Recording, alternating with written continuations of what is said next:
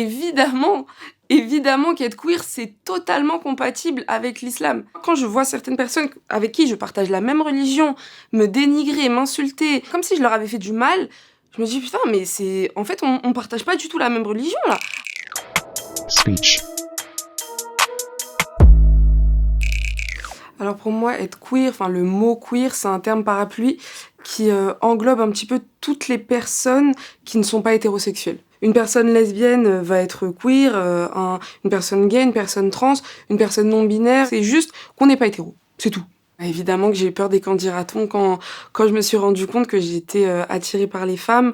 Ouais, forcément, j'ai pensé directement à ma religion. Je me suis dit, ah ouais, mais comment est-ce que je fais? Est-ce qu'il faut que je fasse un choix? Est-ce que maintenant, je suis que queer ou est-ce que je suis que musulmane? Est-ce que je peux être les deux? Et quand t'as rien et quand tu t'informes pas surtout, tu te dis que t'es obligé de faire un choix. Mais ça a pris beaucoup, beaucoup de temps pour que je comprenne qu'il m'est possible d'être autant queer que musulmane, comme je suis autant femme que algérienne. En fait, il y a 10 annulatifs dans l'islam. Il y en a 10.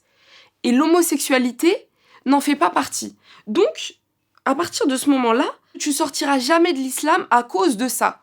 Donc je te dis pas que ça n'est pas un péché, que ça n'est pas interdit, mais je te dis que tu peux être musulman et gay. C'est simple. Quand je vois certaines personnes avec qui je partage la même religion me dénigrer, m'insulter, vouloir vraiment avoir une haine, une rage contre moi, comme si je leur avais fait du mal, je me dis putain, mais c'est... En fait, on partage pas du tout la même religion, là. Lorsque j'ai fait une sorte de coming out, je l'ai annoncé à une personne de ma famille de qui j'étais vraiment très très proche, et je pensais vraiment que ça allait rester entre nous, naïvement, mais je pensais vraiment que ça allait se passer de façon saine, et que même si on n'était pas d'accord, ça allait rester comme ça. Enfin, du coup, cette personne-là, elle a dit à tout le monde, tous les membres de ma famille, en moins de 24 heures, tout le monde savait que Sarah était attirée par les femmes.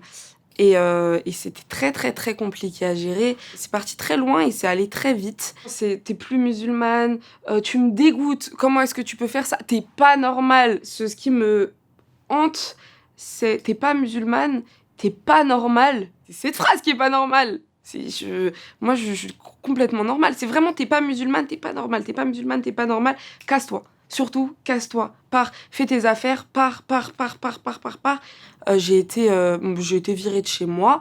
Je me suis retrouvée à la rue. Ce que je retiens de tout ça maintenant, une fois que je suis vraiment posée, une fois que j'ai mon chez moi à moi, c'est que j'ai plus de famille. Toujours pas. 10 ans après, j'ai plus personne qui parle avec moi. Je suis invitée ni au mariage, ni aux enterrements. J'ai pas fait le choix d'être ce que je suis, mais moi, je veux juste faire le choix d'être heureuse et d'être bien. Et si les personnes de ma famille sont pas en accord avec ça, avec le fait que c'est comme ça, moi, que je suis heureuse et que je fais de mal à personne, bah tant pis. En fait, j'aimerais dire que ça n'est que l'islam qui fait ça, que c'est de la faute de la religion, mais je suis même pas sûre de ça. Je pense vraiment que c'est la peur de l'inconnu. Alors j'ai créé mon association Queerisée en février dernier, en février 2021. Il y a presque 10 ans de ça, j'en aurais vraiment eu besoin. Moi, je veux qu'aucune femme ne se sente seule. Aucune femme qui serait queer ne se sente pas acceptée. C'est pour ça qu'on est là. C'est pour ça qu'il y a une permanence téléphonique qui est là tous les jours. Tu nous appelles et tu verras que t'es pas toute seule.